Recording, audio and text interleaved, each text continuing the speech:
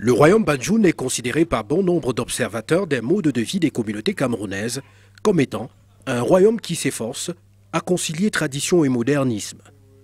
L'exposition Forge, Art et Pouvoir démontre la manière dont la forge a permis à la fondation et à la consolidation de la dynastie régnante en façonnant des outils, des armes ou encore des objets de culte, des initiatives encouragées par le pouvoir royal.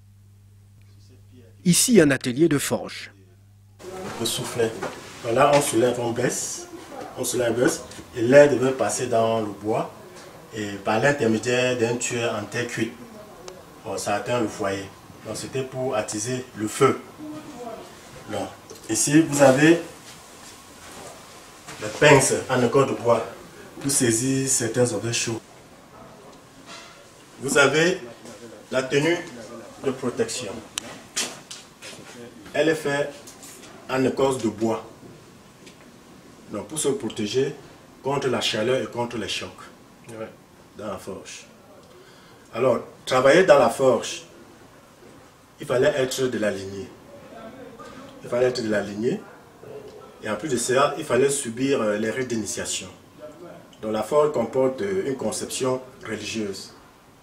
Donc il fallait subir des rites. Le forgeron avait la capacité de maîtriser le feu. C'est-à-dire qu'il pouvait toucher le fer rougi sans peur de se brûler. Le forgeron, pour agir efficacement, il pouvait s'incarner dans le chimpanzé pour s'approprier de l'énergie, pour travailler sans être fatigué. L'étape numéro 2 nous présente un trophée de guerre installé juste au milieu des effigies d'un certain nombre de rois Banjoun. Le côté artistique n'est pas en reste.